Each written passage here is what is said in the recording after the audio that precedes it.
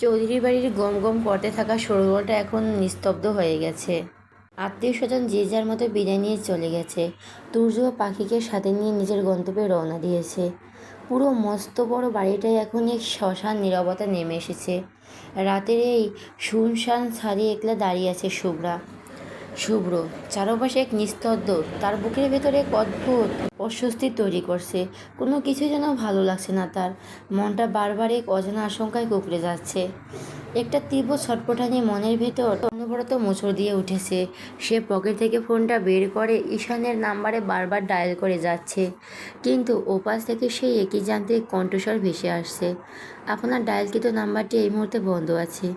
তার ফোনের ওপাশ থেকে বারবার এই কথা শুনে শুভ্র বিরক্তি আর চিন্তা আরও বেড়ে গেল। সে মনে মনে ভাবল, মাঝরাতে ঈশানের ফোন কেন বন্ধ থাকবে? হঠাৎ তার পিঠে কেন নরম হাতের স্পর্শ পেয়ে শুভ্র চমকে উঠল। চট করে ঘাড় ঘুরিয়ে পেছনে তাকাতেই দেখল রিদি দাঁড়িয়ে আছে। রিদি শুভ্রের মুখে চিন্তার রেখাগুলো খেয়াল করে মৃদু স্বরে বলল, আপনি কেন, কোন কারণে চিন্তিত? শুভ্র নিজের ভিতরে ঝড়টা আড়াল করার চেষ্টা করে ছোট্ট করে বলল, না, আমি ঠিক আছি, চিন্তা করার মতো কিছু হয়নি। হৃদি শুভ্রর পাশে এসে ছাদের রেলিংটা ধরে রাতের কালচে আকাশের দিকে তাকালো। একটা ঠান্ডা বাতাস তার চুলগুলো ছুঁয়ে গেল। সে এক দীর্ঘশ্বাস ফেলে বলল, জানেন শুভ্র ভাইয়া, কেমন যেন একটা অদ্ভুত ভয় লাগছে আমার, বুকটা কাঁপছে। ঠিক সেই মুহূর্তে হৃদির কথা রেশটুকু শেষ হতে না হতে শুভ্রের হাতে ফোনটা টনটন শব্দে কেঁপে উঠল। স্ক্রিনের আলো জ্বলতেই শুভ্র দেখতে পেল একটা অচেনা আননোন নাম্বার থেকে মেসেজ এসেছে। এক বুক কৌতূহল আর আশঙ্কা নিয়ে সে মেসেজটা ওপেন করলো। ভেতরে যা লেখা ছিল তা পড়া মাত্র শুভ্রর চোখের মনি দুটো স্থির হয়ে গেল। হেই শুভ্র, তোর জন্য একটা দারুণ সারপ্রাইজ আছে রে। তাড়াতাড়ি পুরান ঢাকার ওই দিকের ব্রিজে যা, সারপ্রাইজটা তোর জন্য অধীর আগ্রহে অপেক্ষা করছে। এত সুন্দর একটা সারপ্রাইজ যে তুই দেখার পর পাগল হয়ে আমাকে খুঁজবি। দেরি না করে তাড়াতাড়ি যা। আর আমি কে জানিস? তোর পুরনো মিত্র নির্বাণ। মেসেজটা পড়া শেষ হওয়া মাত্র শুভ্রর বুকের ভিতর তীব্র একটা মোচড় দিয়ে উঠল। তার হৃদস্পন্দন যেন এক মুহূর্তে যেন থমকে গেল। এতদিন পর এই মাঝরাতে নির্বাণের মেসেজ, কিন্তু নির্বাণ তো জেলে থাকার কথা। তাহলে কিভাবে জেলের বাইরে এসে মেসেজ পাঠাতে পারলো? আর ব্রিজের সারপ্রাইজ মানে কি? কিসের সারপ্রাইজ? হঠাৎ করে শুভ্রর মাথায় শুভ্রের কথা মনে পড়ে গেল। শুভ্র কি তবে কোনো বিপদে পড়েছে? এই পিশাচটা কি তবে শুভ্রা কোনো বড় ক্ষতি করে ফেললো? শুভ্র আতঙ্কে শিউরে উঠল। এই শুভ্রার মুখের অবয়বটা এক নিমিষে ফ্যাকাশে হয়ে যেতে দেখে চরম ভয় পেয়ে গেল। সে শুভ্রের একটা হাত ধরে ব্যাকুল হয়ে বলল, কি হয়েছে শুভ্র ভাইয়া, সব ঠিক আছে তো? প্লিজ কিছু বলুন। শুভ্রের তখন মনে হচ্ছে তার পায়ের নিচে শক্ত ছাদটা দুলছে। পায়ের নিচের মাটি যেন ধসে যাচ্ছে। সে রিদির দিকে তাকিয়ে কাঁপানো গলায় বলো, আমাকে এখনই বের হতে হবে। কথাটি শেষ করে শুভ্র এক সেকেন্ডও দেরি করলো না। সে পাগলের মতো ছাদের সিঁড়ি বেয়ে নিচে নামতে লাগলে। এক ছুটে বাড়ি থেকে বেরিয়ে গেল। পেছনে রিদি তখনও কিংকর্তব্য বিমূঢ়। সেও আর কিছু বলল না। না ভেবে নিজের শাড়ি কুচিটি এক হাতে শক্ত করে ধরে শুভ্রের পেছন পেছন দৌড়ে সদর দরজা দিকে বের হলো আসলো। শুভ্র গ্যারেজে এসে গাড়ির লক খুলে ড্রাইভিং সিটে বসে পড়ল। সে রিদিকে আটকানোর সুযোগ পাওয়ার আগেই রিদিও হন্তদন্ত হয়ে গাড়ির ওপাশে দরজা খুলে তার পাশের সিটে বসে পড়ল। শুভ্র কোনো কথা বলার সময় পেল না। সে এক ঝাটকে গাড়ির চাবি ঘুরিয়ে স্টার্ট দিল আর ক্লাচ চেপে এক্সিলারেটর সজোরে পাড়া দিতেই গাড়িটির চাকায় টায়ার চাকার ঘষায় বিকট শব্দ হয়ে তীব্র গতিতে মেন রোডের দিকে ছুটে চলল। ওদিকে সোহান চৌধুরী এতক্ষণ ড্রয়িং রুমের সোফায় বসে ক্লান্ত শরীর নিয়ে ঝিমোচ্ছিলেন। হুট করে শুভ্র আর রিদিকে এভাবে পাগলের মতো দিকবিদিক জ্ঞানশূন্য হয়ে ঘর থেকে বের হতে দৌড়ে যেতে দেখে তার খটকা লাগলো। তিনি সোফা থেকে উঠে দাঁড়িয়ে জোরে হাঁকছালেন। কি হলো? ওরা এভাবে কোথায় যাচ্ছে এই মাঝরাতে? কোনো উত্তর না পেয়ে সোহান চৌধুরী আর ঝুঁকি নিলেন না। তিনি তড়িঘড়ি করে নিজের এসে পার্সোনাল ড্রাইভারকে ডেকে বললেন, জলদি গাড়ি বের করো, ওই দেখো শুভ্রে গাড়ি যাচ্ছে, জলদি ওর গাড়িটা ফলো করো, এক মুহূর্ত যেন চোখের আড়াল না হয়। ড্রাইভারও তৎক্ষণাৎ গাড়ি স্টার্ট দিয়ে শুভ্রের তীব্র গতিতে ছুটে যাওয়া কালো গাড়িটির পিছু নিল। রাতের ফাঁকা রাস্তা চিরে দুটো গাড়ি তখন এক অজানা ঝড়ের দিকে ধেয়ে চলছে। 1 ঘন্টায় তীব্রগতির ড্রাইভ শেষে পুরান ঢাকা সেই নির্দিষ্ট এরিয়াতে এসে পৌঁছালো শুভ্রর গাড়ি। কিন্তু ব্রিজের কাছাকাছি আসতেই শুভ্র আর রিদি দুজনেই চরম অবাক হয়ে গেল। তাদের নিজেদের এলাকায় আকাশ একদম পরিষ্কার ছিল, অথচ এই এরিয়াতে পা রাখতেই দেখা গেল এখানের আকাশ ভেঙে মুষলধারে প্রচণ্ড ঝড় বৃষ্টি হচ্ছে। প্রকৃতির এই অদ্ভুত রূপ দেখে তারা স্তব্ধ হয়ে গেল। আসলেই আল্লাহ চাইলে মুহূর্তে কী না করতে পারেন। কিছুক্ষণের মধ্যে শুভ্র সেই ব্রিজের উপর এসে সজোরে ব্রেক কষল। চাকার টায়ার পিচ ঢালা রাস্তায় ঘষে গিয়ে বিকট এক শব্দ হলো। ঠিক তার পেছন পেছন সোহান চৌধুরীর গাড়িটাও এসে কড়া ব্রেক কষল। এই থামতে কালবৈশাখী ঝড় বৃষ্টির তোয়াক্কা না করে শুভ্র আর ইদি তড়িঘড়ি করে দরজা খুলে নেমে পড়ল। আর নামতেই ল্যাম্পপোস্টের আবছা আলোয় আর বৃষ্টির ঝাপটার মাঝে ব্রিজের এক কিনারায় এক লোমহর্ষক দৃশ্য তাদের চোখে পড়ল। শুভ্রার রক্তে ভেজা নিত্য শরীরটা নিজের বুকের সাথে শক্ত করে জড়িয়ে ধরে একা বসে আছে ঈশান। সেই দৃশ্য দেখে রিদির চোখ মুহূর্তে কপালে উঠল। বুকের ভেতরটা কেঁপে উঠতেই সে এক ছুটে গিয়ে ঈশানের ঠিক পাশে হাঁটু গেড়ে বসে চিৎকার করে বলল, ঈশান ভাই, ভাইয়া আপনি এখানে? আর শুভ্রার কী হয়েছে? ও এইভাবে নিথর হয়ে আছে কেন? আপনি ওকে এইভাবে জড়িয়ে ধরে বসে আছেন কেন? বলতে বলতে রিদি যেই না শুভ্রার গায়ে হাত দিতে তাকে স্পর্শ করতে গেল, অমনি ঈশান এক ঝটকায় শুভ্রাকে নিজের দিকে আলো টেনে নিয়ে রিদি থেকে দূরে সরে গেল। তার চোখের জোড়া তখন এক উন্মাদের মতো হিংস্র আর আতঙ্কিত। সে একদম ছোট বাচ্চাদের মতো অবুঝ গলায় ফিসফিস করে বলে উঠল, "শশ, একদম চুপ। ও ঘুমিয়েছে, ওকে একদম ছুবে না, বলে দিচ্ছে। ওকে যদি ছুঁয়েছে তো আমি তোমার হাত ভেঙে দেব।" ঈশানের মুখ থেকে এমন অদ্ভুত পাগলামি ভরা কথা শুনে রীতি যেন আকাশ থেকে পড়ল। তার সারা শরীর ভয়ে আর আশঙ্কায় কাঁপতে লাগলো। ওদিকে শুভ্রা ধীর পায়ে এগিয়ে আসলো। বৃষ্টির বড় বড় ফোঁটা আর মাথায় এসে পড়ছে। সে ঈশানের কোলে নিথর নিষেধবন্ধন হয়ে থাকা শুভ্রা দিকে তাকালো। শুভ্রা পুরো বুকটা রক্তে ভেসে গেছে, যা বৃষ্টির জলে ধুয়ে মুছে চারপাশে রাস্তায় ছড়িয়ে পড়েছে। শুভ্র আর নিজের আবেগ ধরে রাখতে পারল না। সে হাঁটু গেড়ে বসে তীব্র ব্যাকুলতায় ঈশানের দিকে তাকিয়ে বলল, ঈশান, শুভ্রা কী হয়েছে? ও এভাবে তোমার বুকে মাথা নিচু করে কেন শুয়ে আছে? ও কথা বলছে না কেন? ঈশান এবার এক পৈশাসিক আর করুণ হাসি হাসতে হাসতে বলল, ও আমার বুকে ঘুমিয়েছে বস। ও বড্ড ক্লান্ত, তাই ঘুমিয়ে পড়েছে। প্লিজ ওকে কেউ ডাকবেন না, না হয় ওর ঘুম ভেঙে যাবে। ঠিক তখনই সোহান চৌধুরীও গাড়ি থেকে নেমে এই প্রচণ্ড বৃষ্টির মধ্যে হন্তদন্ত হয়ে এগিয়ে আসলেন। ল্যাম্পপোস্টের আলোয় নিজের আদরের একমাত্র কলিজার টুকরো মেয়েকে এভাবে রক্ত ভেজা অবস্থায় ঈশানের বুকে নিথর হয়ে পড়ে থাকতে দেখে বাবার বুকটা যেন এক মুহূর্তে খা খা করে ভেঙে চুরমার হয়ে গেল। তিনি নিজের সমস্ত শক্তি দিয়ে চিৎকার করে উঠলেন, শুভ্রা! শুভ্র এবার আর নিজেকে সামলাতে পারল না। সে বুঝতে পারছে বড় কোনো অঘটন ঘটে গেছে। সে জোরে করে ঈশানের লোহার মতো শক্ত বুক থেকে শুভ্রার দেহটা ছাড়াতে লাগলো। কিন্তু ঈশান কিছুতেই কোনো অবস্থাতেই শুভ্রাকে নিজের বুক থেকে আলাদা করতে দেবে না। সে নিজের গায়ের শেষ রক্তবিন্দু দিয়ে শুভ্রার নিথর শরীরটাকে জাপটে ধরে রেখেছে। সোহান চৌধুরী এবার শুভ্রের সাথে যোগ দিলেন। তিনি ক্ষিপ্ত হয়ে শুভ্রাকে ঈশানের মুখ থেকে টানতে লাগলেন। কিন্তু আশ্চর্যের বিষয়, দুজনই শক্তিশালী পুরুষ মিলে সমস্ত শক্তি প্রয়োগ করেও ঈশানের বুক থেকে শুভ্রাকে এক চুলো আলাদা করতে পারছে না। ভালোবাসার মানুষকে হারানোর ভয়ে ঈশানের শরীর যেন হাজারটা অসুরের শক্তি এসে ভর করেছে। সে আবার সমস্ত দুনিয়ার উপর ক্ষোভ উগরে দিয়ে পশুর মতো চিৎকার করে উঠল, আমি ছাড়বো না ওকে। আমি কিছুতেই ওকে আমার বুক থেকে ছাড়বো না। ছাড়লে তোমাকে ফাঁকি দিয়ে অনেক দূরে চলে যাবে। আমি কিছুতেই ছাড়বো না আমার শুভ্রাকে। শুভ্র রাগে ক্ষোভে ফেটে পড়ে চিৎকার করে বলল, ঈশান, ওকে ছাড়ো বলছি। আমাদের দেখতে দাও ওর কী হয়েছে। ও এভাবে নিথর হয়ে আছে কেন? ওর গা দিয়ে এত রক্ত পড়ছে কেন? তবু ঈশান ছাড়ছে না। তার শরীর তখনও এক অতি প্রাকৃতিক শক্তি কাজ করছে, যে শুভ্র নামক শক্তিশালী পুরুষটাও ধস্তাধস্তি করে তার সাথে পেরে উঠছে না। সোহান চৌধুরী নিজের মেয়ের এই অবস্থা দেখে এবার হিতাহিত জ্ঞান হারিয়ে ফেললেন। তিনি রাগে, আতঙ্কে আর বুক ফাটা যন্ত্রণায় শুভ্রাকে নিজের দিকে টানতে টানতে ঈশানের উপর চড়াও হয়ে চিৎকার করে বলেন, কুত্তার বাচ্চা, আমার মেয়েকে ছেড়ে দে। কি করেছিস তুই আমার মেয়ের? কি হয়েছে ওর?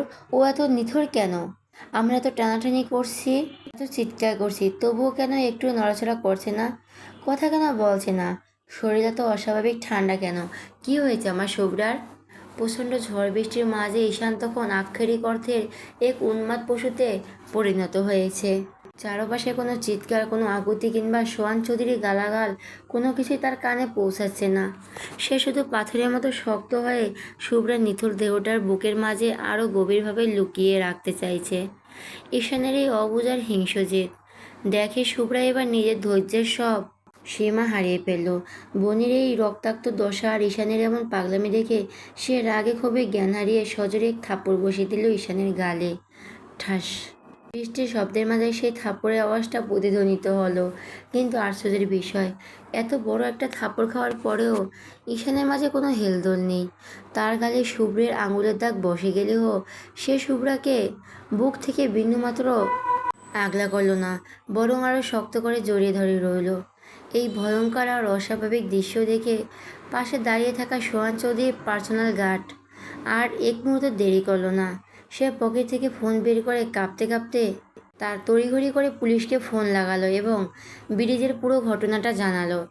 রাতের নিস্তব্ধতা আর ঝড় বৃষ্টির শব্দ চিরে কিছুক্ষণের মধ্যে সাইরেন বাজিয়ে গুনে গুনে দুটো ভ্যান ভর্তি পুলিশ চলে এলো।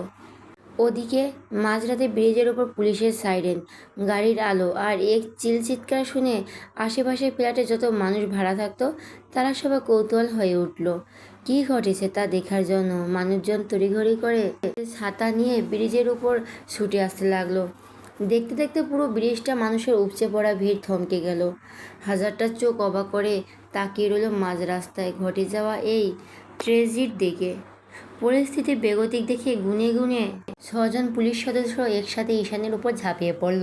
তারা চারপাশ থেকে ঈশানকে জাপটে ধরে জান প্রাণ দিয়ে টেনে হিঁচড়ে তার আঙুলগুলো একটা একটা করে ছুটিয়ে অবশেষে শুভ্রার রক্তাক্ত দেহটাকে ঈশানের বুক থেকে আলাদা করেছে। শুভ্রাকে নিজের বুক থেকে কেড়ে নেওয়া মাত্রই ঈশান ফাঁকা ফাঁকা খাঁচার পশুর মতো মাটিতে লুটিয়ে পড়ে ছটফট করতে লাগলো। ওদিকে একজন পুলিশ অফিসার দ্রুত হাঁটু গেড়ে বসে শুভ্রা নিত শরীরের সামনে ঝুঁকে পড়লেন। তিনি শুভ্রার হাতের কবজি আর নাকের পাশের আঙুল রেখে খুব নিখুঁতভাবে তার নিঃশ্বাস ও পালস চেক করলেন। চারপাশে পুরো ভিড়। শুভ্রা আর সোহান চৌধুরী তখন বুক ভরা আতঙ্ক নিয়ে ওনার মুখের দিকে তাকিয়ে আছেন। শুভ্রা হাতটা আলতো করে ছেড়ে দিয়ে সেই পুলিশ সদস্য অত্যন্ত গম্ভীর ও বিষণ্ণ মুখে তাদের অফিসারের দিকে তাকিয়ে বললেন, স্যার, পাস পাওয়া যাচ্ছে না, মেয়েটা আর বেঁচে নেই। জীবনে কিছু অদ্ভুত জিনিস আর অমীমাংসিত বিশ্বাস থাকলেও দিন শেষে এই নিষ্ঠুর বাস্তবতাকে মেনে নিতেই হয়, কারণ বেঁচে থাকতে হলে এর কোনো বিকল্প নেই। যেদিন একটা শিশুর জন্ম হয় ঠিক সেদিনই তার নামের পাশে অবধারিতভাবে মৃত্যু শব্দটাও লিখে দেওয়া হয়। কার কখন কোন মুহূর্তে ডাক আসবে তা কেউ জানে না। আজ হোক কিংবা কাল, এই মায়ার সুন্দর পৃথিবী ছেড়ে একদিন আমাদের সবাইকে চিরতরে চলে যেতে হবে। এটাই চরম চিরন্তন সত্য। শুভ্রা মারা গেছে আর দীর্ঘ 5 বছর। সেদিনে সে কালবৈশাখী ঝড়ের রাতে রক্তাক্ত ব্রিজের উপর শুভ্রা নিথর হয়ে যাওয়ার পর থেকে গুনে গুনে 5টি বছর কেটে গেল। তবে এই 5টি বছরে বদলে গেছে অনেক কিছু। বদলে গেছে চেনা মানুষগুলো, বদলে গেছে এই ব্যস্ত শহর।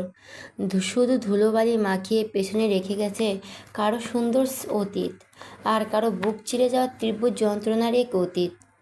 চৌধুরী বাড়িটার অবস্থা এখন আর আগের মতো ভালো নেই। পুরো বাড়িটা জুড়ে কেমন যেন এক নিস্তব্ধতা বিরাজ করে। সোহান চৌধুরী এখন আর নিজের পায়ে হাঁটতে পারেন না। তিনি চিরতরে হুইলচেয়ারে বন্দী হয়ে পড়েছেন। আজ থেকে 5 বছর আগে সেই কাল রাত্রি শুভ্রার মৃত্যুর খবরটা শোনার সাথে সাথে তিনি তীব্র হার্ট অ্যাটাক করেছিলেন, আর সেই থেকে আজ অবধি তিনি ওই হুইলচেয়ারে দিন কাটাচ্ছেন। ওদিকে সায়রা চৌধুরী নিজের একমাত্র আদরের মেয়েকে হারিয়ে শোকে পুরো পাগলের মতো হয়ে গেছেন। শরীরের জীবন থাকলেও তিনি যেন এক জ্যান্ত লাশ। সারাদিন চুপচাপ ঘরের কোণে বসে থাকেন, কারোর সাথে কোনো কথা বলেন না, মুখে এক চিলতে হাসিও ফোটে না তার। তবে এই ঘন অন্ধকারের মাঝেও শুভ্র আর হৃদি জীবনটা নতুন এক আলোয় আলোকিত হয়েছে। তাদের দুজনের কোল আলো করে এই পৃথিবীতে এসেছে ফুটফুটে একটি কন্যা সন্তান, যার বয়স এখন 3 বছর চলছে। মেয়েটার নাম রাখা হয়েছে ইয়ানা আফরোজ শ্রেয়া। দেখতেও একদম আস্ত একটা কিউটের দিব্যা। দুধে আলতা গায়ের রং আর টানা টানা মায়াবী চোখ, সব মিলিয়ে ও যেন ডানা কাটা পরি। এই নিস্তব্ধ ও শোকাতুর চৌধুরী বাড়িতে সেরাই একমাত্র আনন্দের উৎস। সব থেকে বড় কথা হলো ঈশানের কোনো খবর নেই। সে আজ কোথায় আছে, কেমন আছে, তা এই পৃথিবীর কেউ জানে না। শুভ্রাকে যখন কবর দেওয়া হয়েছিল তখন সে যে কী পরিমাণ পাগলামি করেছিল তা দেখে উপস্থিত সবার কলিজা কেঁপে উঠেছিল। এক রাতে সে শুভ্রার কবর পর্যন্ত খুঁড়ে লাশ তুলে ফেলেছিল। সে এতটাই মানসিক ভারসাম্য হারিয়ে পাগল হয়ে গিয়েছে যে একটা রাতও সে ঘরের ভেতরে থাকেনি। সারাটা রাত শুভ্রার ওই ভেজা মাটির কবরের পাশে শুয়ে বসে ঘুমিয়েছে। কেউ কোনোভাবে তাকে বুঝিয়ে সুঝিয়ে ঘরে ফিরিয়ে নিতে পারেনি। ঠিক এভাবে দীর্ঘ 3টি বছর কাটানোর পর আজ থেকে 2 বছর আগে হুট করে ঈশানকে আর শুভ্রার কবরের পাশে দেখা যায়নি। শুভ্র নিজের সবটুকু শক্তি দিয়ে তাকে অনেক খুঁজেছে, পুরো শহর ওলটপালট করেছে, কিন্তু ঈশানের কোনো হদিশ পাওয়া যায়নি। সে যেন কর্পূরের মতো বাতাসে মিলিয়ে গেছে। তবে অপরাধীর শেষ রক্ষা হয়নি। শুভ্রা খুনি নির্বাণের আদালতের রায়ে ফাঁসি হয়েছে, তাকে মৃত্যুদণ্ড দেওয়া হয়েছে। আর তার বাবা পরিশেষে নাহিদ খানকে দেওয়া হয়েছে যাবজ্জীবন কারাদণ্ড। এক কথায় 5টা বছর ব্যবধানে পুরো দুনিয়াটা বদলে গেছে। সকালটা আজ অন্যরকম। রোজকারের সেই গুমট ভাবটা কাটিয়ে আজকের আলোটায় কেমন যেন এক স্নিগ্ধতা আছে। শুভ্র আর রিধি তাদের কলিজার টুকরো আদরের মেয়ে শ্রেয়াকে নিয়ে আজ সকালে ঘুরতে বের হয়েছে। আসলে শ্রেয়াই হয়েছে। শ্রেয়া সকাল থেকে প্রচণ্ড জেদ ধরেছে, সে ঘুরতে যাবে। আর সুব্রত আর তাকে মেয়ের নামে একপাশে খাড়া। শ্রেয়া বলতে সে পুরো পাগল। মেয়ের কোনো আবদার সে জীবনেও ফেলতে পারে না। 3 দিন মিলে বেশ কিছুক্ষণ শহরের এদিক ওদিক ঘুরে বেড়ালো সে। আর খিলখিলে হাসিতে শুভ্র আর ঈদের বিষণ্ণ মনেও আজও একচিলতে আনন্দে ছোঁয়া লাগে। ঘোরাঘুরি শেষে তারা দুপুরের দিকে একটা সুন্দর রেস্টুরেন্টে ঢুকলো। 3জনই একটা টেবিল ঘিরে একসাথে বসে খাওয়া দাওয়া শুরু করলো।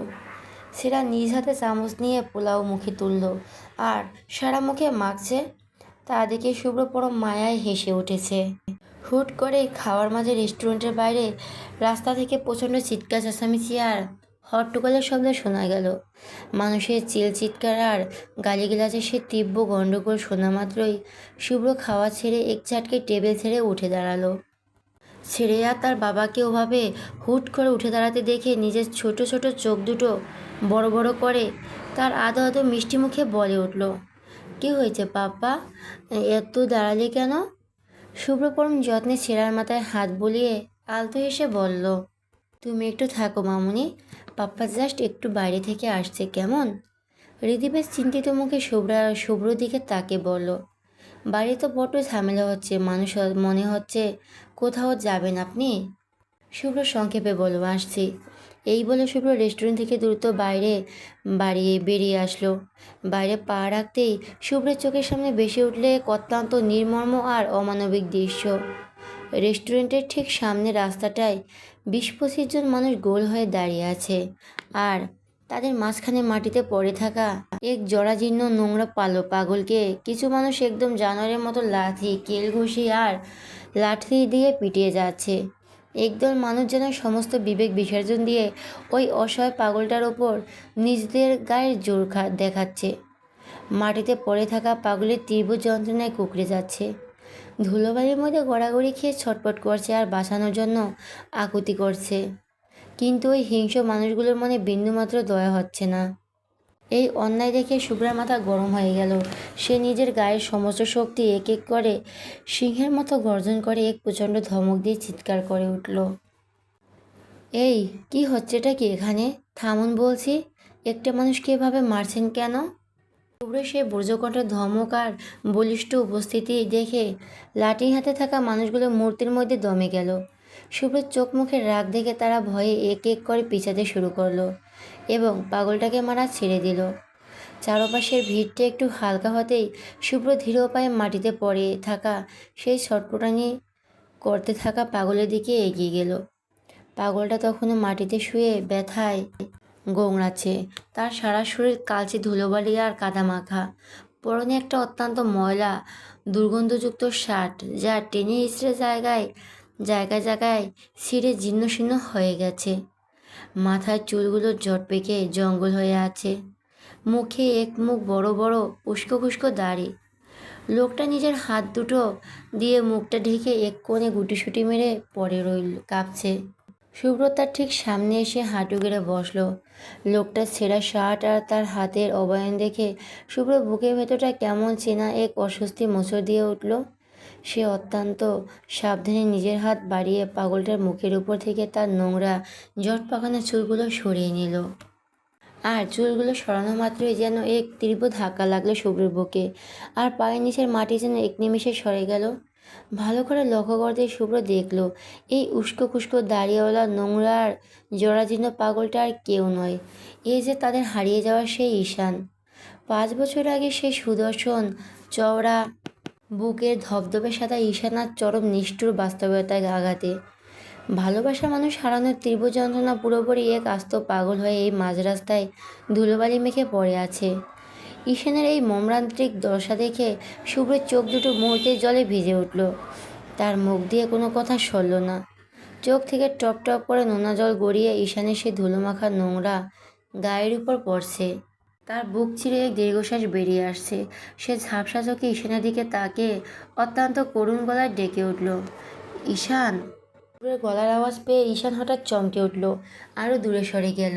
সে ভয়ে কাঁপতে কাঁপতে নিজের ছেঁড়া শার্টের হাতাটা আঁকড়ে ধরে অবুঝের মতো বলল, মারবি না, মারবি না আমাকে। আমাকে যদি মারিস তাহলে শুভ্রার ভূত দিয়ে তোকে একেবারে মেরে দেব। তুই জানিস প্রতি রাতে আমার শুভ্রা আমার সাথে দেখা করতে আসে। ধবধবে একটা সাদা শাড়ি পরে আসে, আরও সারা শরীর থেকে একদম আলো বের হয়। কি সুন্দর যে লাগে দেখতে। ঈশানের মুখ থেকে এমন অসংলগ্ন কথা শুনে শুভ্রর আর বুঝতে বাকি রইল না যে ভালোবাসার তীব্র আঘাত ঈশান আক্ষরিক অর্থে তার মানসিক ভারসাম্য হারিয়ে পুরোপুরি পাগল হয়ে গেছে। শুভ্র নিজের চোখের জল ধরে রাখতে পারল না। সে মুহূর্তের মধ্যে এগিয়ে গিয়ে ঈশানের সেই ধুলোবালি মাখা নোংরা শরীরটাকে নিজের শক্ত বুকের মাঝে জড়িয়ে ধরল। কিন্তু ঈশান এক ঝাটকে শুভ্রাকে নিজের গা থেকে সরিয়ে দিয়ে নাক কুঁচকে বলল, ছি, কি ময়লা তোর শরীরে, যা এখান থেকে দূরে যা। বলে ঈশান আবার নিজের পাগলের মতো খিলখিল করে হাসতে হাসতে পেটে হাত দিয়ে বলল, আমার বড্ড খিদে পেয়েছে রে আজ। অনেক দিন হলো আমি ভাত খাই না, আমাকে একটু খেতে দে না, দিবি খেতে? কথাটি বলে ঈশান চোখের পলক ফেললে শুভ্রার মুখের দিকে খুব খুঁটিয়ে খুঁটিয়ে ভালো করে তাকালো। তার ধোঁয়াটে স্মৃতির পাতা থেকে যেন একটা চেনা অবয়ন ভেসে উঠল। সে হঠাৎ শুভ্র হাতটা চেপে ধরে আহ্লাদিত গলায় বলল, এই তুই তুই শুভ্র না? হ্যাঁ হ্যাঁ, আমার মনে পড়েছে, তোর বাড়িতেই তো আমার শুভ্রা থাকতো। জানিস শুভ্র, শুভ্রা না মরেনি, আমার শুভ্রা এখনও বেঁচে আছে। ও প্রতি রাতে আমার কাছে আসে, আমাকে ওর কোলে মাথা রেখে ঘুম পাড়িয়ে দেয়, পরম আদরে আমার মাথায় হাত বুলিয়ে দেয়। কিন্তু এই দুনিয়ায় পচা মানুষগুলো কেউ আমার কথা বিশ্বাসই করতে পারে না রে। সবাই বলে আমি নাকি পাগল হয়ে গেছি। হে, কিন্তু আমি তো জানি আমি একটু মিথ্যে বলছি না। বলে ঈশান তার অবশ্যই আসা দুর্বল শরীরটা নিয়ে কোনো রকমে টেনে টুনে উঠে দাঁড়ালো।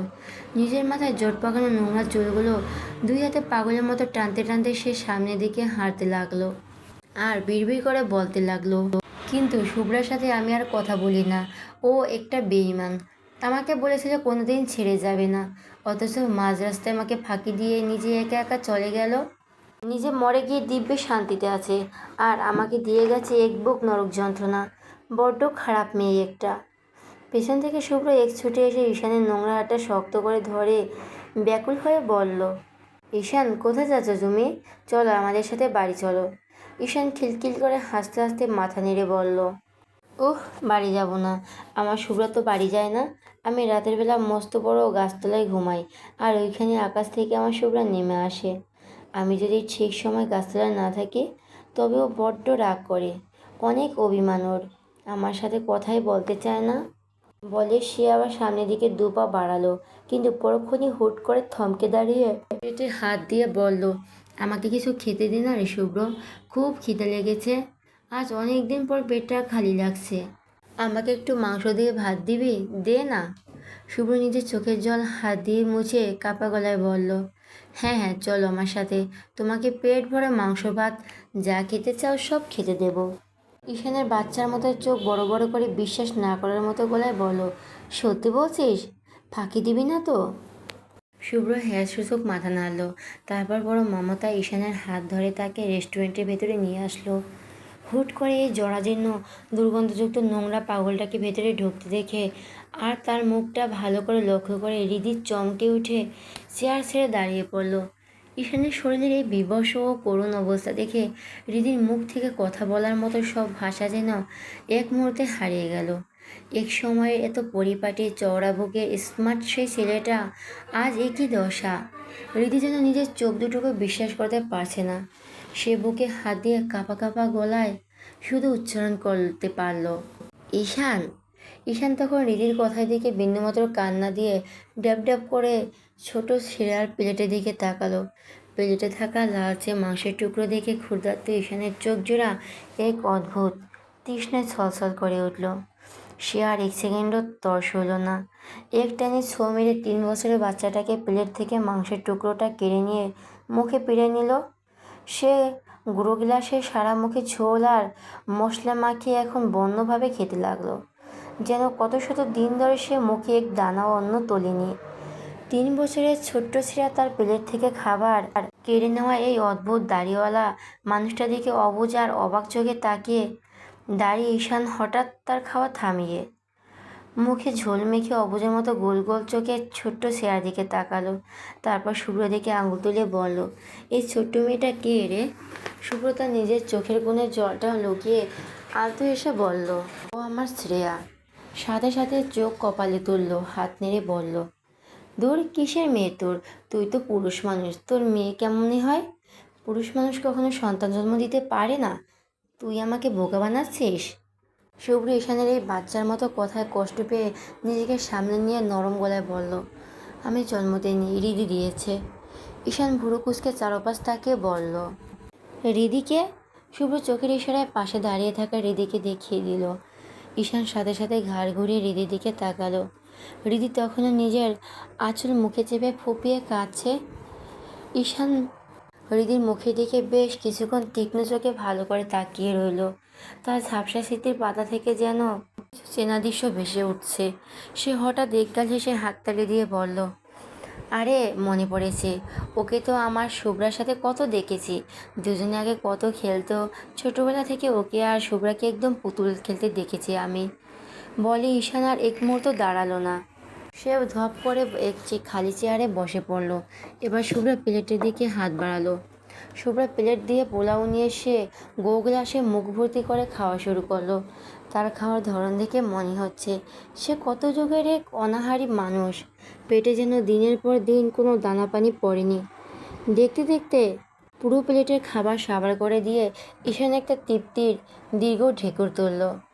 তারপর শুভ্রের দিকে তাকিয়ে চোখ বড় বড় করে বলল, আমি না এখান থেকে কিছু খাবার সাথে করে নিয়ে যাই।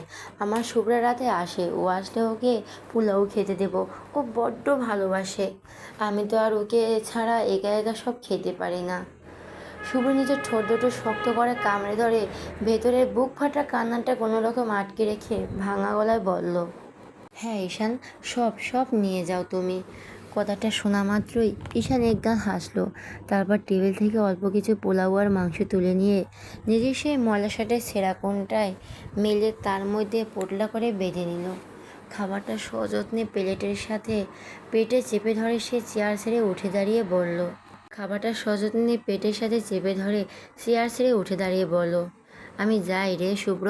আমার শুভ্রা মনে হয় এতক্ষণ আমার জন্য একা একা বসে আছে। শুভ্র আর থাকতে পারল না। সে চট করে এগিয়ে গিয়ে ঈশানের দুটো কাঠ শক্ত করে ধরে আকুল হয়ে বলল, কোথায় যাবে তুমি এই অবস্থায়? চলো আমার সাথে বাড়ি চলো ঈশান। শুভ্র ছোঁয়া পেতে ঈশান আবার ছিটকে দূরে সরে গেল। সে ভয় পেয়ে মাথা দুলাতে দুলাতে বলল, না, ওই বাড়িতে তো শুভ্রা নেই। শুভ্রা যেখানে নেই সেখানে আমিও নেই। যেদিন শুভ্রা আবার ওই বাড়িতে ফিরে আসবে, আবার আমার সাথে আগের মতো দুষ্টিমি করবে, ঠিক সেদিন আমি তোর বাড়ি যাব। তুই যদি আমাকে সত্যি বাড়ি নিতে চাস শুভ্র, তাহলে আমার শুভ্রাকে ওই অন্ধকার কবরটা থেকে তুলে এনে দে না, দিবি এনে? ঈশানের এক বুক চিরে যাওয়া আকুতি শুনে হৃদি আর নিজের আবেগকে ধরে রাখতে পারল না। সে শব্দ করে ডুকরে কেঁদে উঠে ধপ করে পাশের চেয়ারটায় বসে পড়ল। মায়ের এই কান্না দেখে 3 বছরের ছোট্ট ছেঁড়া খাওয়া ছেড়ে উঠে আসলো। সে হৃদির পাশে দাঁড়িয়ে তার ছোট্ট দুটি হাত মায়ের কাঁধে রেখে অবুঝের মতো বলল, মাম্মা তুমি কাঁদছো কেন? এই মলা লোকটা কে মাম্মা? ও কেন এভাবে কথা বলছে? হৃদি নিজের চোখের জল মুছে ছেঁড়াকে কাছে টেনে নিল। তারপর তার তুলতুলে দুধে আলতা গায়ে নিজের দুহাত রেখে কেঁদে কেঁদে বলল, ও কোনো মলা লোক না সোনা, ও হচ্ছে তোমার মামু। ওনাকে তুমি মামু বলে ডাকবে, মনে থাকবে? শিয়া তার টানা টানা চোখ দুটো গোল গোল করে বলল, ও আচ্ছা মামু। কিন্তু মামু এমন নোংরা কেন মাম্মা? মামু কি গোসল করে না? আর মামুর মুখে বারবার আমি আমার ফুপির নাম শুনছি কেন? ও কেন বলছে আমার ফুপির নাম? হৃদি শিয়াকে নিজের বুকের সাথে জড়িয়ে ধরে ঈশানের চলে যাওয়ার পথের দিকে তাকিয়ে অশ্রুভেজা কণ্ঠে বলল, কারণ তোমার ফুপি তোমার এই মামুকে বড্ড বেশি ভালোবাসতো সোনা। আর তোমার এই মামু এখন তোমার ফুপিকে নিজের জীবনের চেয়েও বেশি ভালোবাসে। শুভ্র নিজের মনকে শক্ত পাথর বানিয়ে নিল। ঈশানের সাথে নিজের মানুষটার দেওয়া নির্মম মারের কালচে দাগ, শার্ট ছেঁড়া জরাজীর্ণ অবস্থা। এই অবস্থায় ছেলেটাকে এভাবে একা ছেড়ে দিলে ও সত্যি না খেতে পেরে রাস্তায় রাস্তায় ধুকে ধুকে মরে যাবে। বোন তো চলে গেছে, কিন্তু বোনের ভালোবাসার এই মানুষটাকে সে আর এভাবে হারিয়ে যেতে দিতে পারে না। শুভ ধীর পায়ে এগিয়ে গিয়ে ঈশানের কাঁধ দুটো আলতো করে ধরল। তারপর চোখে এক বুক মিথ্যে আশ্বাস নিয়ে বলল, হ্যাঁ ঈশান চলো, তোমাকে আমি তোমার শুভ্রার কাছে নিয়ে যাব। শুভ্রার নাম শুনতেই ঈশানের চোখের মণি দুটো চকচক করে উঠল। সে ছোট বাচ্চার মতো খুশিতে রাস্তায় লাফিয়ে উঠে বলল, সত্যি বলছিস? তুই তুই আমাকে আমার শুভ্রার কাছে নিয়ে যাবি? ফাঁকি দিছিস না তো? শুভ্র নিজের চোখে জল লুকিয়ে জোর করে মুখে একটু হাসি ফুটিয়ে বলল, একদম সত্যি। তাহলে চলো আমার সাথে। ঈশান তার শার্টের কোনায় বাঁধা পোলাওর পোলটাটা বুকের সাথে আরও শক্ত করে চেপে ধরে আনন্দের অতিসাদে বলতে লাগলো, আচ্ছা আচ্ছা চল, আমি আমার শুভ্রার কাছে যাব। ও আমাকে এতদিন পরে দেখে আবার আগের মতো অনেক দুষ্টামি করবে, তাই নয় রে শুভ্র? শুভ্র আর কথা বাড়ালো না। সে ঈশান, হৃদি আর শ্রেয়াকে নিয়ে নিয়ে রেস্টুরেন্ট থেকে বাইরের রাস্তায় যাবে বের হতে আসলো। ঈশান খুশিতে আত্মহারা হয়ে অনবরত নিজের মনে কী সব হাবিজাবি বকেই চলছে। ঠিক তখনই রাস্তার ওপাশে একটা রঙিন আইসক্রিমের ভ্যান দাঁড়িয়ে থাকতে দেখে ছোট্ট শ্রেয়া আইসক্রিম দেখে তার চোখ দুটো চকচক করে উঠল। সে শুভ্রের শার্ট টেনে ধরে আদো আদো গলায় বায়না ধরল, পাপা আমি আইসক্রিম খাবো। হৃদি চারপাশের পরিস্থিতি আর ঈশানের অবস্থা দেখে ছেঁড়াকে শান্ত করার জন্য বলো, না সোনা এখন না, পরে পাপা তোমাকে অনেক আইসক্রিম এনে দেবে। এখন চলো বাড়ি যাই। কিন্তু 3 বছরের অবশ্যা মায়ের কোলে 2 হাত দিয়ে চোখ ঢেকে কাঁদতে কাঁদতে চিৎকার করে উঠল, না না না, আমি এখনই খাবো, আমি কিচ্ছু জানি না, আমাকে এক্ষুনি আইসক্রিম এনে দাও। মেয়ের এই কান্না দেখে শুভ্র একটু ভাবলো, তারপর সে ঈশানের দিকে তাকিয়ে অত্যন্ত বুদ্ধি খাটিয়ে একটা কথা বলল, ঈশান ওই দেখো, শুভ্রা না আইসক্রিম খেতে চাইছে। এখন যদি ওকে আইসক্রিম না দিয়ে দেই তবে তোমার শুভ্রা বড্ড রাগ করবে। কিন্তু তুমি এক কাজ করো, এখানে একদম শান্ত হয়ে দাঁড়িয়ে থাকো, আমি রাস্তার উপরে গিয়ে চট করে আইসক্রিম কিনে আনছি, কেমন? শুভ্রা রাগ করার কথা শুনতে ঈশান একদম সোজা হয়ে দাঁড়িয়ে গেল। সে বাধ্য ছেলের মতো মাথা নাড়াতে নাড়াতে বলল, আচ্ছা আচ্ছা যা, তুই জলদি গিয়ে নিয়ে আয়, বেশি করে নিয়ে আসবি কিন্তু, যাতে আমার শুভ্র খেয়ে অনেক খুশি হয়। আমি এখানে একদম চুপচাপ দাঁড়িয়ে থাকবি, একটুও নড়ব না এখান থেকে। ঈশান সত্যি লক্ষ্মী ছেলের মতো হাত দুটো বুকের কাছে গুটিয়ে একদম চুপচাপ দাঁড়িয়ে রইল। শুভ্র আর এক মুহূর্ত সময় নষ্ট না করে তাড়াতাড়ি বড় রাস্তা পার হয়ে ওপারের আইসক্রিমের ভ্যানের কাছে গেল। দোকানদারকে আইসক্রিমের কথা বলতেই হুট করে শুভ্রর পকেটে থাকা ফোনটা তীব্র শব্দে বেজে উঠল। পকেট থেকে ফোনটা বের করে স্ক্রিনে তাকাতেই শুভ্র দেখল বিদেশ থেকে একটা অত্যন্ত জরুরি অফিসিয়াল কল এসেছে। সে আর দেরি না করে কলটা রিসিভ করে কথা বলতে শুরু করলো। ওপাশের কথাগুলো এতটাই জরুরি আর গুরুত্বপূর্ণ ছিল যে শুভ্র পুরো দুনিয়া ভুলে ফোনের ভিতরেই মগ্ন হয়ে গেল। দোকানদার তার হাতে আইসক্রিম তুলে দিতেই শুভ্র নিজের মানিব্যাগ থেকে টাকা বের করলো। ফোনের দিকে মনোযোগী থাকায় সে 100 টাকার জায়গায় একটা 1000 টাকার নোট দোকানদারকে হাতে গুঁজে দিল।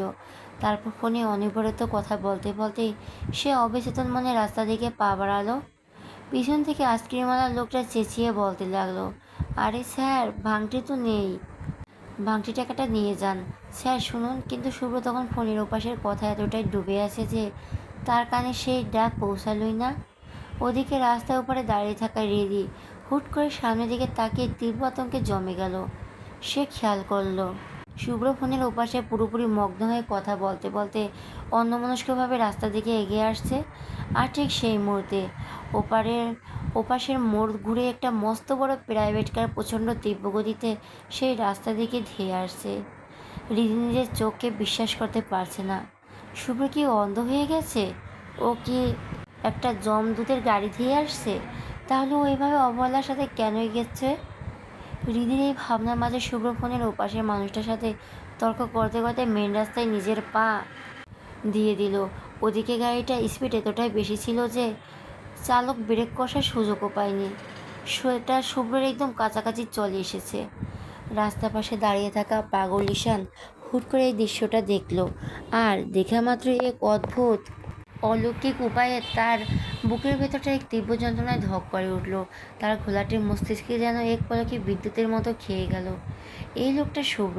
ছোট থেকে যে তাকে আশ্রয় দিয়েছে, ভাইয়ের মতো মানুষ করেছে, বিপদে পাশে থেকেছে, সে চিনে ফেলল পুরোপুরিভাবে শুভ্রকে।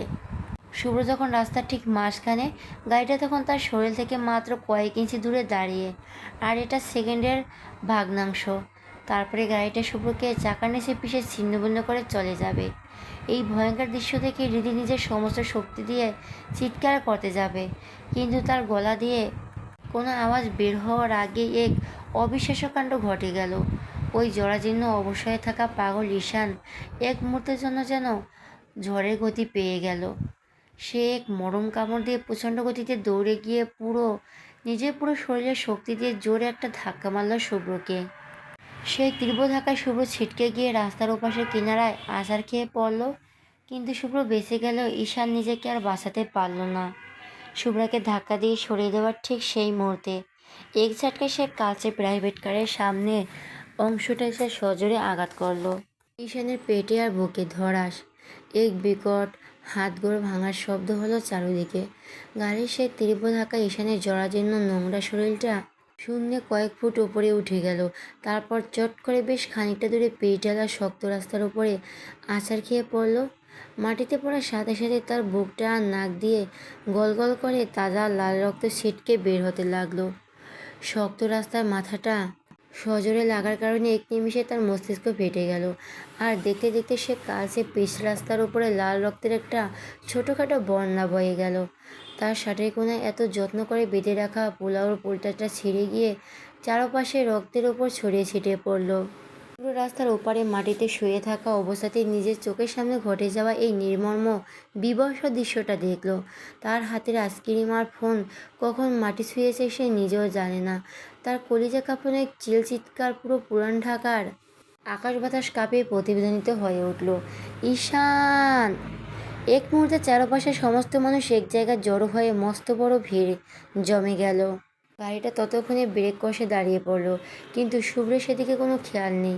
সে পাগলের মতো ছুটে এসে ঈশানের পাশে হাঁটু গেড়ে বসল। পিচ ঢালা রাস্তা থেকে ঈশানের রক্তাক্ত মাথাটা পরম মমতায় তুলে নিজের কোলের উপর নিয়ে ভাঙা গলায় চিৎকার করে বলল, ঈশান, এটা তুই কি করলি ঈশান? কেন বাঁচাতে গেলি আমাকে? মরতে দিতে আমাকে? কেন এমন করলে? মস্তিষ্কে প্রচণ্ড আঘাত লাগার কারণেই হোক কিংবা মৃত্যুর মুখোমুখি দাঁড়িয়ে ঈশানের ভেতরে সেই হারিয়ে যাওয়া স্মৃতিটা হয়তো পুরোপুরিভাবে ফিরে এসেছে। তার চোখের সেই ধোঁয়াটে পাগল ভাবটা এক নিমিষে উধাও হয়ে গেছে।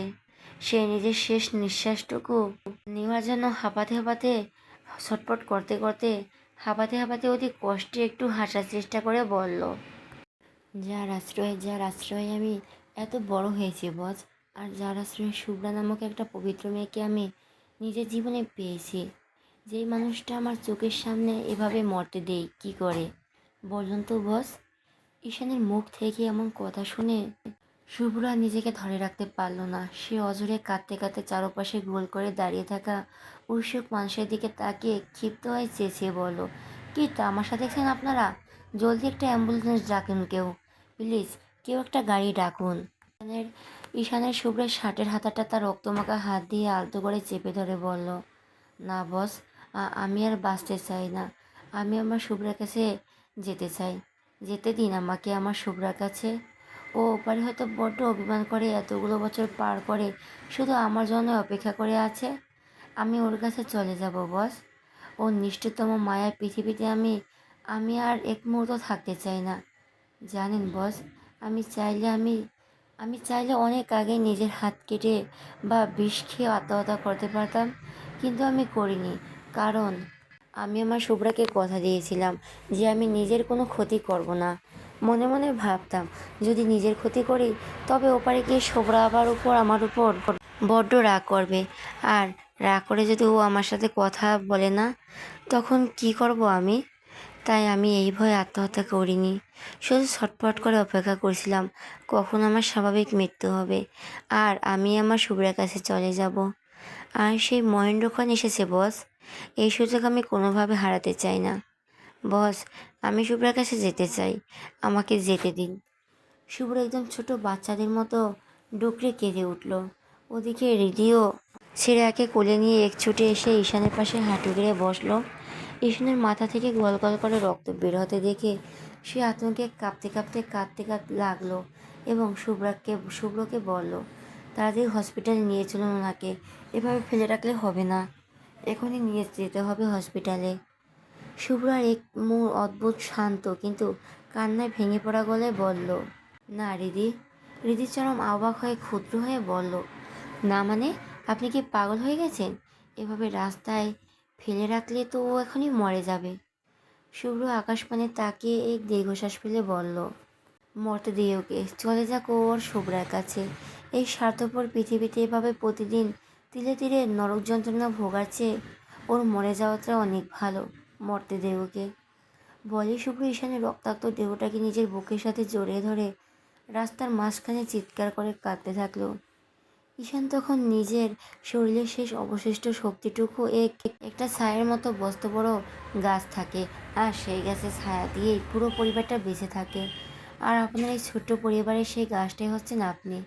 আপনার কিছু হয়ে গেলে এই রিধি নামের মেয়েটাও আমার মতো পাগল হয়ে যাবে। ভালোবাসার মানুষকে হারানোর তীব্র যন্ত্রণাও সইতে পারবে না, একদম পারবে না। তাই নিজের খেয়াল রাখবেন আর রিধিকেও অনেক ভালো রাখবেন। বলি ঈশান এক বুক গভীর শ্বাস নিল। তার চোখে কোণ দিয়ে দুফোঁটা নোনা জল গড়িয়ে পড়ল। সে শুভ্রর দিকে তাকিয়ে আবার বলল, আমার একটা শেষ ইচ্ছে রাখবেন ভাই? ঈশানের মুখ থেকে জীবনে প্রথমবার এই ভাই ডাকটা শুনে শুভ্র চারপাশ যেন, পুরো পৃথিবী যেন এক মুহূর্তে যেন স্তব্ধ হয়ে গেল। তার কান্না হুট করেই থেমে গেল। সে স্তব্ধ হয়ে ঈশানের মুখের দিকে তাকিয়ে ব্যাকুল হয়ে বলল, কী বললে ঈশান? আবার বলো, আরেকবার বলো, কি বললে তুমি আমাকে? ঈশানের চোখ দুটো বুজে আসা উপক্রম হতেই ঠোঁটটা একটু কাঁপিয়ে বলল, ভাইয়া, আমার একটা ইচ্ছে রাখবেন? শুভ্র এবার আর দ্বিগুণ বেগে কেঁদে দিল। সারাটা জীবন সে ঈশানকে কতবার বলেছে তাকে একটিবার ভাই বলে ডাকতে, কিন্তু ঈশান কখনো বলেনি। আর আর সেই ছেলেটাই কিনা নিজের মৃত্যুর শেষ মুহূর্তে দাঁড়িয়ে তাকে পরম মায়ায় ভাইয়া বলে ডাকছে। শুভ্র ঈশানের রক্তমাখা গালে নিজের হাতটা রেখে বলল, বলো বলো, কি ইচ্ছে তোমার? আমি নিজের জীবন দিয়ে হলেও তোমার সেই ইচ্ছে পূরণ করব। একদম শুভ্রা কবরের ঠিক পাশে হয়। এই মায়ার পৃথিবীতে আমার একসাথে বাঁচতে পারলাম না তো কি হয়েছে? অত্যন্ত ওপারে গিয়ে মাটির নিচে পাশাপাশি শান্তিতে ঘুমাতে তো পারবো। আমি সারা জীবনের জন্য ওর পাশে শুয়ে থাকতে চাই। আমার এই শেষ ইচ্ছেটা আপনি পূরণ করবেন তো ভাইয়া? শুভ্র এক নিমিষে নিজের মাথা নেড়ে চিৎকার করে বলল, হ্যাঁ করব, করব ঈশান, আমি কথা দিচ্ছি তোমার। ঈশান একগাল মায়াবী হাসি এসে শুভ্র দিকে তাকিয়ে তার জীবনের শেষ কথাটি উচ্চারণ করলো, আই লাভ ইউ ভাইয়া, I love you so much. বলে ঈশান নিজের শেষ শক্তিটুকু দিয়ে অত্যন্ত স্পষ্ট স্বরে। ঈশানের জল জল চোখ দুটো চিরতরে বন্ধ হয়ে গেল। তার মাথাটা একপাশে আলতো করে ঢলে পড়ল শুভ্রর কোলের উপর। বুকে ধকভকানি যেন এক নিমিষেই থমে গেল। বন্ধ হয়ে গেল তার তপ্ত নিঃশ্বাস। এক বুক তীব্র নরক যন্ত্রণা আর পরপারে নিজের কলিজার টুকরো শুভ্রাকে ফিরে পাওয়ার এক আকাশ আশা নিয়ে বুকে নিয়ে চিরতরে বিদায় নিল ঈশান নামক প্রেমিক পুরুষটা। অন্ধকার ব্রিজের সেই ট্রেজিড 5 বছরের পর অবশেষে আজ রক্তাক্ত পিচ রাস্তায় মিলন হলো এক অমর ও অসমাপ্ত ভালোবাসার মহাকাব্য। মায়ার এই পৃথিবী থেকে চিরদিনের জন্য বিদায় নিল ঈশান।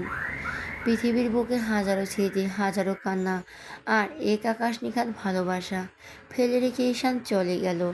না ফেরার দেশে, যেখান থেকে শত ডাকলেও আর কোনোদিন কেউ ফিরে আসে না। সব অপেক্ষার অবসান ঘটিয়ে ঈশান অবশেষে চলে গেল তার প্রিয়তমা শুভ্রার কাছে। ঈশান শুভ্রার পরপারে কী লেখা আছে তা একমাত্র মহান সৃষ্টিকর্তাই ভালো জানেন। তবুও মন থেকে একটাই দোয়া, আল্লাহ যেন এই সত্যিকারের পবিত্র ভালোবাসার মানুষদের পরপারে চিরদিনের জন্য এক করে দেন, তাদের পরম শান্তিতে দেখা করিয়ে দেন। রাস্তার মাঝখানে বসে শুভ্র ঈশানের সেই রক্তাক্ত নিথর দেহটা বুকের সাথে শক্ত করে জড়িয়ে ধরে আকাশের দিকে তাকিয়ে চিৎকার করে কাঁদতে থাকলো। তার সেই বুক ফাটা কান্নায় ঢাকার আকাশ বাতাস যেন ভারী হয়ে উঠল। পাশে বসা রিদিও নিজের মুখে হাত দিয়ে অঝরে কেঁদে চলল। যেখানে দাঁড়িয়ে থাকা শত শত উৎসুক মানুষ, যারা এতক্ষণ ভিড় জমিয়ে তামাশা দেখছিল, তারাও এই দৃশ্য দেখে আর নিজেদের চোখের পানি ধরে রাখতে পারল না। পাষাণ হৃদয়ের মানুষের চোখ থেকেও আজ অত্যন্ত এক ফোঁটা হলো অশ্রু ঝরে পড়ল। এক নিঃস্বার্থ প্রেমিকের আত্মত্যাগ আর করুণ বিদায় মুহূর্তের মধ্যে পুরো জনসমুদ্রকে স্তব্ধ করে দিল। অবশেষে ঈশানের শেষকৃতি নিয়ে চারদিকে নানা আলোচনা করা সমালোচনা শুরু হলো। তখন ধর্মের পরিচয় নিয়ে যখন প্রশ্ন উঠল, তখন সেই শুভ্র নিজের দেওয়া কথা অক্ষরে অক্ষরে পালন করলো। সব নিয়ম মেনে ঈশানের জানাজা আর দাফন সম্পন্ন করা হলো। আর ঠিক শুভ্রার সেই চিরতরে কবরের পাশে ঘুরে দেওয়া হলো ঈশানের কবরটি। কবর দেওয়ার শেষে উপস্থিত সবাই দুহাত তুলে অশ্রু সজল চোখে তাদের আত্মার মাগরিবাত কামনা করে মোনাজাত করলো। তারপর একে একে সবাই যার যার মতো চলে গেল নিজেদের চেনা ব্যস্ত জীবনে। 5টি বছরের দীর্ঘ আর ক্লান্তিকর অপেক্ষা শেষে শুভ্রা রেখে যাওয়া সেই অবুঝ পাগলটা চিরতরের জন্য ঘুমিয়ে পড়ল তারই পাশে। এই নরেশ্ব পৃথিবীর সব গ্লানি, সব আঘাত আর সব একাকিত্ব ঝেড়ে ফেলে ঈশান এখন পরম শান্তিতে মগ্ন। মাটির নিচে সেই অন্ধকার আর নিস্তব্ধ ঘরে কেউ জানে হয়তো ওপারে আজ সত্যি শুভ্রা মায়াবী এক চিলতে হাসছে। এতগুলো বছর পর নিজের সেই হারিয়ে যাওয়া পাগলটাকে আবার নিজের বুকে ফিরে পেরে শুভ্রার আত্মাটা হয়তো আজ পরম তৃপ্তিতে শান্ত হয়েছে। নিয়তি যাদের এই চেনা পৃথিবীতে এক হতে দেয়নি, আজ মৃত্যুর ওপারে গিয়ে তারা ঠিকই খুঁজে নিল তাদের সেই চিরন্তর ভালোবাসার আশ্রয়। আবারও চিরচেনা নিয়মে ব্যস্ত হয়ে গেল ওই যান্ত্রিক শহর। ট্রাফিকের শব্দ, মানুষের কোলাহল আর বদলে যাওয়া পরিবেশের ভিড়ে সব কিছু আগের মতোই চলতে থাকলো। শুভ্র এই পৃথিবীর বুক চেয়ে চিরতরে মুছে গেল। শুভ্র আর ঈশানের দুটি জীবন্ত প্রাণ।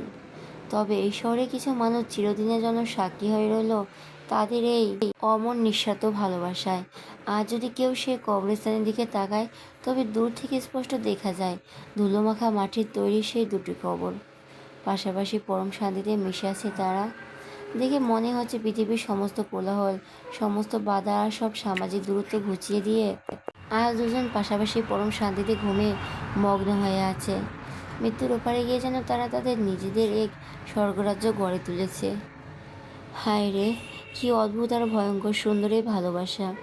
শুভ্রা সেদিন চাইলে নির্বাণের হাত থেকে বাঁচতে পালিয়ে যেতে পারতো, নিজের জীবনটা বাঁচাতে পারতো, কিন্তু সে পালায়নি নিজের ভালোবাসার মর্যাদা রাখতে, ঈশানের প্রতি নিজের পবিত্র অনুভূতির সম্মান রক্ষা করতে। সে নিজের তাজা প্রাণটা হাসিমুখে বিলিয়ে দিয়ে গেছে। ওদিকে ঈশানও তো চাইলেই পারতো শুভ্রার মৃত্যুর পর সব কিছু ভুলে গিয়ে নতুন করে সংসার শুরু করতে, অন্য কোনো মেয়েকে নিজের জীবনসঙ্গী করে সুখে দিন কাটাতে, কিন্তু সে তা করেনি। সে রাজপ্রাসাদের মতো বাড়ি, কেরিয়ার, স্মার্টনেস সব কিছু এক নিমেষে পায়ে ঠেলে দিয়ে রাস্তায় রাস্তায় ধুলোমাটি মেঘে পাগল হয়ে ঘুরে বেড়িয়েছে শুধু একটি চাতক পাখির মতো মৃত্যুর আশায়। কারণ শুভ্রাহীন এই পৃথিবীতে বেঁচে থাকার চেয়ে মৃত্যুটাই ছিল তার কাছে পরম পাওনা, চরম শান্তি। আর সেই মৃত্যুর জন্য দীর্ঘ 5টি বছর ব্যাকুল হয়ে অপেক্ষা করতে করতে আজ এক চরম আত্মত্যাগের মধ্যে দিয়ে ঈশান এক নরস্য পৃথিবী থেকে চিরদিনের জন্য বিদায় নিল। রেখে গেল শুধু এক বেদনা বিধুর রূপকথা, যা এই শহরের বুকে চিরকাল বেঁচে থাকবে এক অমর প্রেমের গল্প হয়ে। মৃত্যুর শেষ মুহূর্তে এসেও তারা দুজনে এক নিষ্ঠুর পৃথিবীর বুকে এক অকাঠ্য প্রমাণ দিয়ে গেল, সত্যিকারের ভালোবাসা কখনো পরাজয় মানে না। ভালোবাসা ভাঙতে পারে, দুমড়ে মুচড়ে যেতে পারে, কিন্তু কোনো শক্তি তাকে চিরতরে হারিয়ে দিতে পারে না। সত্যিকারের ভালোবাসা তো আসলে এক অদ্ভুত শক্তি, যা আদিকাল আর অনন্ত। এ ভালোবাসার তরুণ ধৈর্য ধরতে জানে, যুগের পর যুগ একলা নীরবতা অপেক্ষা করতে পারে। আজকের এই স্বার্থপর আর যান্ত্রিক দুনিয়ায় যখন ভালোবাসার সংজ্ঞাটা প্রতিনিয়ত বদলে যায়, মানুষ যখন খুব সহজে এক হাত ছেড়ে দিয়ে অন্য হাত ধরে নেয়, ঠিক তখনই শুভ্র আর ঈশানের এই গল্পটা আমাদের একপাক্ষিক বা স্বার্থের ভালোবাসার উদে নিয়ে যায়। সত্যিকারের ভালোবাসা আসলে শারীরিক চাওয়া পাওনার নাম নয়। এটা হলো দুটি আত্মার এমন এক অদৃশ্য বন্ধন যা পৃথিবীর কোনো দেওয়ালে, কোনো সামাজিক দূরত্ব, এমনকি মৃত্যুর মুখে অগম সত্য আলাদা করতে পারে না। শুভ্র নিজের জীবন দিয়ে প্রমাণ করেছে যে সত্যিকারের প্রেমিকা কখনো বিশ্বাসঘাতকতা করতে পারে না। নিজের পবিত্রতাকে অক্ষুণ্ণ রাখতে সে মৃত্যুকে আলিঙ্গন করেছে, কিন্তু ভালোবাসার অমর্যাদা হতে দেয়নি। আর ঈশান তার রাজকীয় জীবনকে পায়ে ঠেলে রাস্তা রাস্তা ধুলোবালি মেখে পাগল বেশে দীর্ঘ 5টি বছর কাটিয়ে প্রমাণ করেছে, যেখানে নিজের হৃদয়ের মানুষটা নেই, সেখানে পৃথিবীর সমস্ত জাঁকজমক অর্থের আসলেই অর্থহীন এক মস্ত বড় শূন্যতা। সত্যিকারের ভালোবাসা এমনই হয়। এটা মানুষের যেমন তিলে তিলে পুড়িয়ে ছাই করে দিতে পারে, ঠিক তেমনি সেই ছাই থেকে জন্ম দেয় এক অমর রূপকথার। পৃথিবীর নিয়ম অনুযায়ী হয়তো আর শুভ্রা আর ঈশান পরাজিত, তারা আজ বেঁচে নেই, কিন্তু ভালোবাসার নিয়ম অনুযায়ী তারা আজ এক পরম বিজয়ী জুটি। তারা আমাদের শিখিয়ে গেল ভালোবাসা যদি সত্যি খাঁটি হয়, তবে মাটির নিচে অন্ধকার কবরটাও শেষ পর্যন্ত এক পবিত্র বাসর ঘরে পরিণত হয়। তারা প্রমাণ করে গেল পৃথিবীর বুকে দুটো দুটো আলাদা হয়ে মাটিতে মিশে গেলেও আত্মার মিলন ঠিকই ওপারে হয়। সত্যিকারের ভালোবাসা কখনো মরে না, তা বেঁচে থাকে মানুষের বিশ্বাসে, বাতাসে ভেসে বেড়ানো দীর্ঘশ্বাসে, আর আকাশের ওই দুঃসীমানা পরিস্থিতি দুটি নক্ষত্রের আলোয়। সময় কখনো থেমে থাকে না, যে তার মতো আপন খেয়ায় বলে চলছে। কারো কখনো কারো তীব্র ব্যাকুলতা দেখে না, কারো বুক চিরে যাওয়া কষ্ট কিংবা দুঃখের দিকে ফিরেও তাকায় না। তার অঘম নিজ গতিতে সে কেবলই সামনের দিকে এগিয়ে চলে। তাই তো দেখতে দেখতে জীবনের ক্যানভাস থেকে কেটে গেল আরও 2টি বছর। এই দীর্ঘ 24টা মাসে শুভ্র আর হৃদির জীবনটা সমস্ত ঝড়ঝাপটা কাটিয়ে এখন মোটামুটি বেশ ভালোই চলছে। অতীতের সে ঘন কালচে মেঘ কেটে গিয়ে তাদের সংসারে এখন এক সিগ্ধ আলো বিরাজ করেছে। আজ এক অলস বিকেলবেলা শুভ্র অফিস থেকে ক্লান্ত পায়ে ঘরে ফিরে সোজা ওয়াশরুমের দিকে পা বাড়ালো। তবে ঢোকার ঠিক আগের মুহূর্তে হৃদির দিকে তাকিয়ে মৃদু স্বরে বলে গেল, রেডি হয়নি, একটা জায়গায় যাব। বলে সে ওয়াশরুমে ঢুকে পড়ল। হৃদি কিছুক্ষণের জন্য থমকে দাঁড়িয়ে রইল। শুভ্রের চোখে আজ এক অন্যরকম চপলতা ছিল। সে আর দেরি না করে চটপট ছেঁড়াকে রেডি করে দিল। সময়ের নিয়মে কোলে পিঠে করে বড় হওয়া ছেঁড়ার বয়স এখন দেখতে দেখতে 5 বছর ছুঁয়েছে। তার চঞ্চলতা আর অধো অধো মিষ্টি বুলিতে পুরো বাড়ি সারাদিন মুখরিত থাকে। ছেঁড়াকে সুন্দর করে সাজিয়ে দেওয়ার পর হৃদি নিজেও একটা চমৎকার হালকা গোলাপি রঙের 3 পিস পরে নিল, আর আয়নার সামনে দাঁড়িয়ে পরম পরিপাটি করে মাথায় একটা সুন্দর হিজাব বেঁধে দিল। তাকে যেন আজ এক টুকরো শরতের আকাশের মতো শান্ত আর সুন্দর দেখাচ্ছে। শুভ্র ওয়াশরুম থেকে বেরিয়ে এসে ড্রেসিং টেবিলের আয়নার সামনে দাঁড়ালো। চিরুনি নিয়ে নিজের চুলগুলো ঠিক করতে করতে হৃদির দিকে তাকিয়ে এক চিলতে হেসে বলল, রেডি? কণ্ঠস্বর শোনা মাত্রই ড্রয়িং রুম থেকে ছোট্ট ছেঁড়া এক ছুটে এসে এক লাফে তার বাবার কোমর জড়িয়ে ধরল।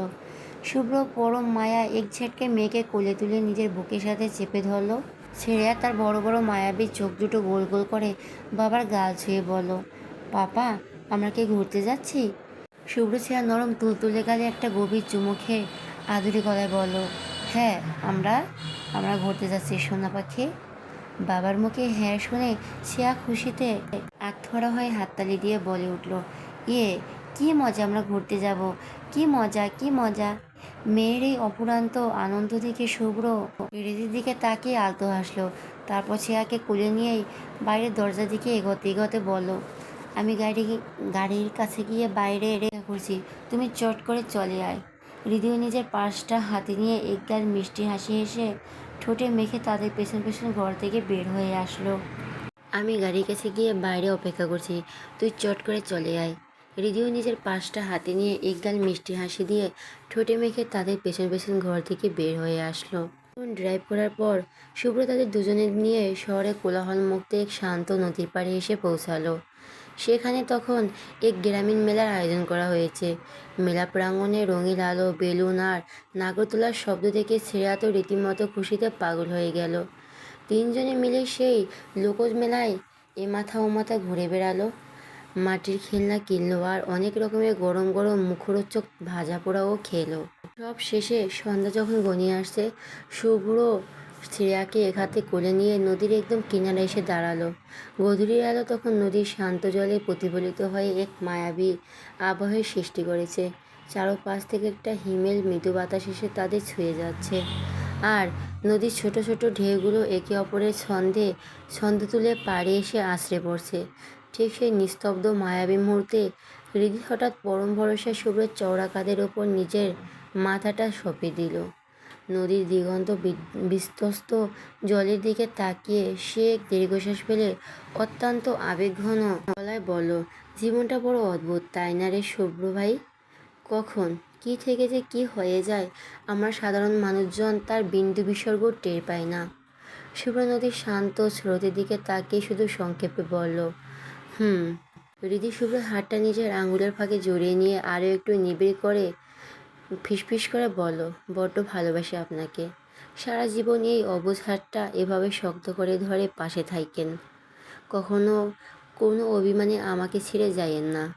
শুভ্র এবার নদীর দিক থেকে চোখ ফিরিয়ে হৃদির মায়াবী মুখের দিকে তাকালো। তার চোখ জোড়া তখনই এক মহাসমুদ্রের মতো গভীরতা। সে অত্যন্ত গম্ভীর, কিন্তু এক বুক প্রেম উজাড় করে দিয়ে বলে উঠল, ছেড়ে যাওয়া প্রবৃত্তি যদি আমার থাকতো হৃদি, তবে ঝড়ের সে প্রথম রাতেই আমি অনেক দূরে চলে যেতাম। আমি কোনো কাপুরুষ নয় যে দুদিনের বসন্তে মায়া দেখিয়ে মাঝ রাস্তায় হাত ছেড়ে দেব। আবার আমি কোনো মহাপুরুষও নই যে তোর এই নরস ভালোবাসার জন্য কোনো নতুন তাজমহল গড়ে দেব। আমি তো নিতান্ত এক সাধারণ প্রেমিক পুরুষ, যে জীবনে এত শত ব্যস্ততা আর কঠোর নিয়মের মাঝেও কোনো এক নিস্তব্ধ শেষ বিকেলে তোকে নিয়ে এভাবে নদীর পাড়ে এসে দাঁড়াবো। তোর এই হাত ধরে পুরো চেনা শহরটা ঘুরে বেড়াবে, আর আমাদের এই মৌন ভালোবাসার গল্প পৃথিবীর বুক নীরবে বিলিয়ে দেয়। আমার এই অনুভূতির আয়ু কোনো এক নির্দিষ্ট দিনের গণ্ডিতে বাধা নেই। আমার এই আত্মিক টান চিরকালের, অনন্তকালের। আমি শুধু তোকে ভালোবাসিসটুকুই বলবো না, আমি শুধু বলবো অসম্ভব রকম ভালোবাসি তোমায়। হুট করে শুভ্রের মুখে জীবনের প্রথমবার এমন গভীর ভালোবাসা মাখা তুমি সম্বোধন শুনে হৃদির তীব্র বিস্ময়ের চোখ বড় বড় করে হা হয়ে গেল। সে যেন নিজের কানকেও বিশ্বাস করতে পারছে না। তার পুরো শরীর জুড়ে এক অলৌকিক শিহরণ খেয়ে গেল। সে কাঁপতে কাঁপতে বলল, কি বললেন আপনি আমাকে? শুভ্র ঠোঁটের কোণে এক চিলতে বাঁকা রহস্যময় হাসি ফুটিয়ে চোখের ইশারায় বলল, কি বলেছি তা কি তোমার এই অবুঝ হৃদয়ে পৌঁছায়নি? দ্বিতীয়বারের মতো এক তীব্র মধুর ধাক্কা খেল হৃদি। সে নিজের বুকের ধকপকানির সামনে নিয়ে আকুল হয়ে বলল, আপনি আপনি আমাকে তুমি বলে ডাকছেন? শুভ্র হৃদির সেই হিজাব জড়ানো মুখখানা নিজের এক হাত নিয়ে আগলে ধরে বলল, শোনো, তুই শব্দটা হয়তো সব থেকে কাছে, সব থেকে নিবিড় অধিকারের দেখায়, কিন্তু তুমি শব্দটা হলো একের পরম শ্রদ্ধা মিশ্রিত নিখাদ ভালোবাসার অলংকার। যাকে আমি আমার জীবনে ধ্রুবতারা বানিয়েছি, তাকে তুমি করে সম্বোধন না করলে যে আমার এই প্রেমের কাব্যটা অপূর্ণ থেকে যাবে। আমি কখনো হয়তো অভিমানে তোমাকে তুই বলে শাসন করব, কখনো শ্রদ্ধায় আপনি বলে রাখবো, আবার কখনো অনুরাগে তুমি বলে বুকের মাঝে লুকিয়ে নেব। আমার এই ক্ষুদ্র জীবনের পড়তে পড়তে আমার সমস্ত সত্তা জুড়ে তুমিই তো একমাত্র ধ্রুব সত্য। শুভ্রের এই জাদুকরী কথার বাদনে হৃদির চোখ জোড়া মুহূর্তের মধ্যে নোনা জলে ছলছল করে উঠল। এ এক পরম পাওয়ার আনন্দ অশ্রু। সে আর নিজের আবেগ ধরে রাখতে পারল না। শুভ্রের সেই চওড়া কাঁধে নিজের মুখটা আরও গভীরভাবে লুকিয়ে নদীর ওপারে দিগন্ত দিকে তাকিয়ে রুদ্রশ্বাসে বলল, আমি যে আজ কতটা সুখী, এতটা তপ্ত যে পৃথিবীর কোনো ভাষা দিয়ে আজ আপনাকে বোঝাতে পারবে না Shubhra. I love you so much. এভাবে সারা জীবন আমার ছায়া হয়ে পাশে থাকেন। আমি কোনো শর্ত ছাড়া একদম নিঃস্বার্থে আমার এই পুরোটা জীবন আপনার সাথে কাটিয়ে দিতে পারি। পুরার মুখে কিছু বলল না। সে নিজের শক্ত হাতে হৃদির নরম হাতটা আরও একটু নিবিড় ও শক্ত করে চেপে ধরল। কোল থেকে ছোট্ট ছেঁড়া তখন কলকলানি করে নদীর বুকে চড়ে বেড়ানো নৌকার আলো দেখাচ্ছে। এদিকে নদীর শান্ত স্রোত আর বইতে থাকা হিমেল হাওয়া যেন নীরব সাক্ষী হয়ে রইল তাদের এই পবিত্র ভালোবাসার কথোপকথনের। নদীর জল যেমন কলকলানির শব্দে সাগরের পানে ছুটে চলছে, তাদের জীবনটা সমস্ত অতীত শোকে আর যন্ত্রণার ইতিহাসে পেছনে ফেলে এক নতুন আশায় আলো বুকে নিয়ে সামনের দিকে বয়ে চলল। যে ভালোবাসার সূত্রপাত হয়েছিল একরাশ অন্ধকার আর ঝড়ের রাতে, আজ এক শান্ত নদীর মোহনায় এসে তা এক পূর্ণাঙ্গ রূপকথায় রূপ নিল। এভাবেই দুটি হৃদয়ের একাত্মতা আর বুক পরম শান্তির চাদরে জড়িয়ে শুভ্র আর হৃদির এই দীর্ঘ কাহিনীর ওপর এক চিরন্তর ও সুন্দর সমাপ্তির পর্দা নেমে এলো।